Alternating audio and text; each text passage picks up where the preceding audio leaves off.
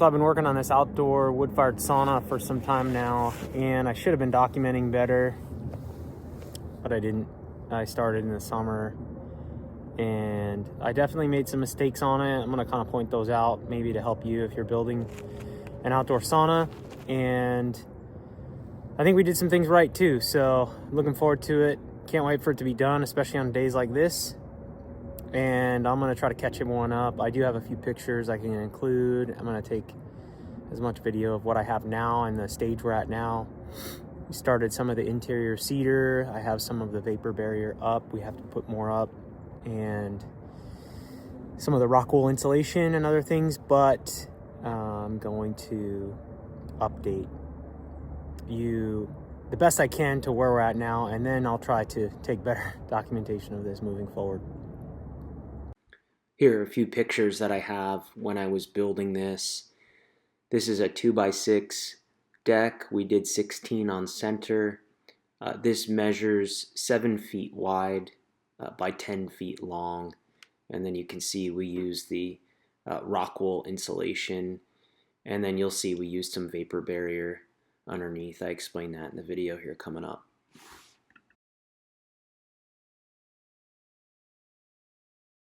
And here is one of the pictures that I have when we were in the rough framing stage.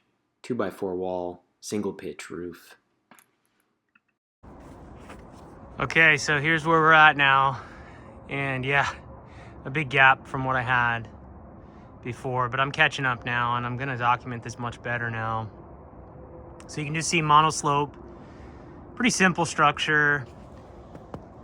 I'll get into what we did on the inside here in a little bit, but I just tell you now what I did here for the deck and the platform. So 2x6 floor deck, 16 on center, and just ran some beams.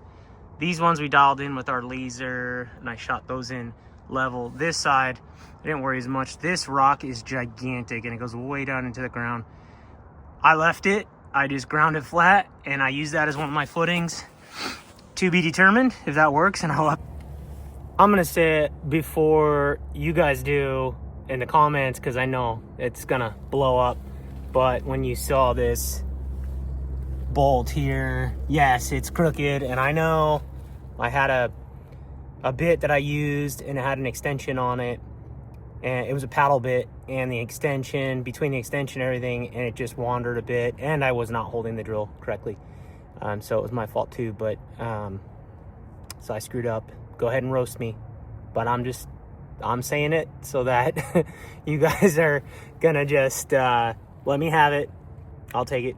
Update you, and then let's get into some of my mistakes. Okay, so I made some mistakes here. So when I first designed this, it was gonna be smaller, and I gotta just own my mistakes now. And I had this middle footing I had to dig out after the fact, because I'll get into it in a little bit, but I wound up making this structure bigger than I had initially planned.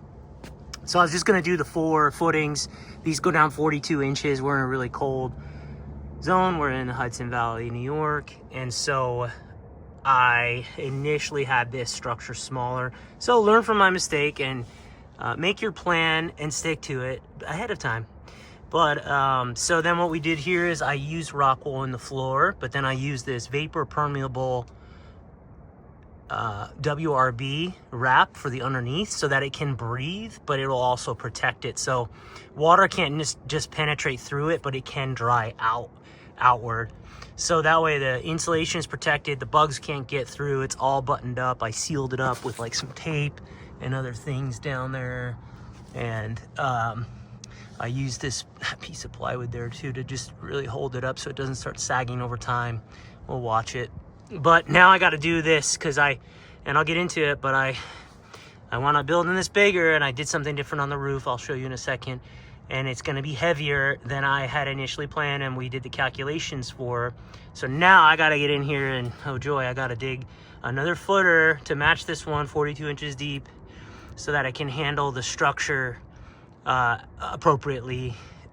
We haven't had any settling or anything so far, but you know, over time something like that could happen. So I'm owning my mistake, and I'm gonna fix it, but that's just what happened there. So Anyway, 2x4 construction in the walls. We did rock wool. You can see we did zip system. I still have a little bit of taping to do, but most of it's done. And I ran out of zip wall, so I gotta button that up. But yeah, so here's another thing. So here's part of what happened too. I wound up making the floor about 10 inches bigger than I had planned in width, because I was doing, after I had done the footings, I realized for space with clearance with my wood burning stove that I was gonna need more space on the inside. So then I adjusted to make it bigger. So, and then also after doing a lot of research, I initially was gonna do a 2x4, simple 2x4 rafter on the roof. But, you know, we can get into the building science of this. You do more research and you realize, and I've always been a proponent of having a roof that just breathes. And I just made the executive decision to just do 16 on center roof rafter, a 6x2 instead of a 2x4. So 2x6, sorry, 2x6 rafter, and that increased the height, but it also increased the weight.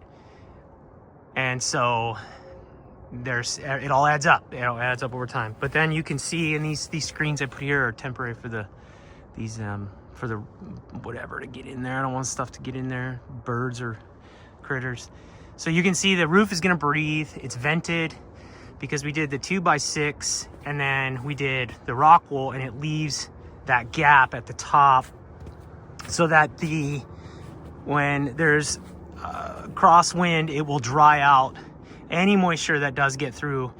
You might say, well, you have vapor barrier in the inside. Yes, we do, but heat differences will cause condensation, and then ultimately we don't want to trap that condensation in there. And so that's why I went with the 2x6.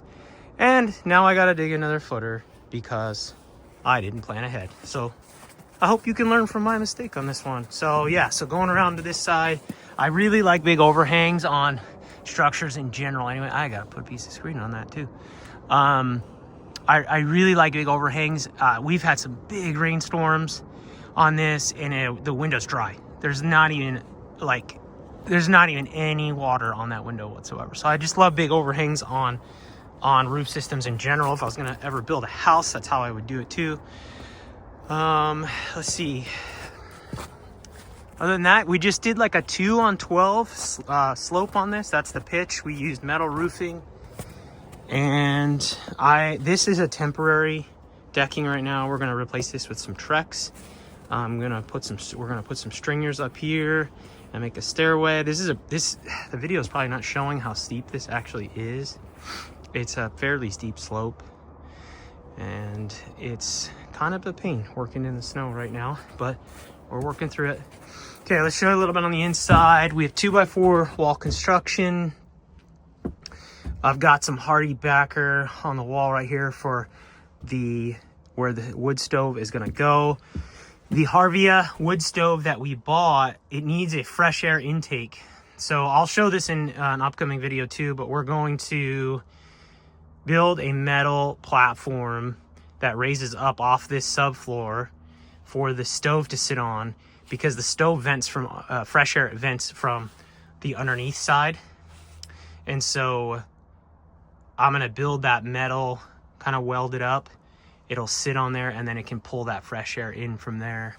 We got our through the wall thimble, and I've got a fresh air vent right here for when you're done with sauna, or if you just need to get some fresh air. And of course, that's a whole discussion in itself with venting your saunas, and I'm sure you can have some comments on that as well, and please go ahead and add them. Another thing I wanted to point out is that it's very important that you're doing a vapor barrier, and it's the one that will accept or be appropriate for a sauna. I ordered this one on Amazon. I was skeptical, but I gotta say, this stuff has been fantastic. I'm really impressed with how well it holds up. It's very strong. It does not tear. You can put a few staples in it. Everything I've read, you can put a few staples in, and then you do need to tape all the seams. So run your foil tape on all of this. And I think we're gonna put a metal panel on this. I'm not sure. I've thought about tiling it. We're gonna tile the floor. So I'm not sure yet. We'll find out. We'll make that decision to come. We've already started some cedar on the roof. We're gonna put 2 cedar seats in here. So we'll do one at like the lower level, and then we'll do one at the upper level to get into that higher heat zone. And we'll probably do one over here too. And then finally, what I have now, I've wired this up for low voltage. We're gonna do low voltage LED lights, and I'm gonna kind of set it up where various ways will work, but I think initially I might just wire it up where I have an adapter for my M18, my Milwaukee M18 batteries, and we'll just connect that. And then when we want to come out and have a sauna session, pop one of those batteries on there and the lights will work. So I'll show some stuff on that in the future too. Anyway, yes, I do have some zip tape still need to add, and I know that. And I ran out of zip. To finish this out, so I need to get one more sheet of that. Anyway, I'll update as we go, but that's what we got now. Sorry I don't have this in more of an exact details as we went along. I'm gonna do better about that now. And I still have some fascia boards that I need to pick up and install on this too once I get everything all installed up on the soffit. So more to come. Thanks for watching, and stay tuned. We're gonna post some more updates on the progress on this sauna build. And if you liked the video, please like it and subscribe. Thanks.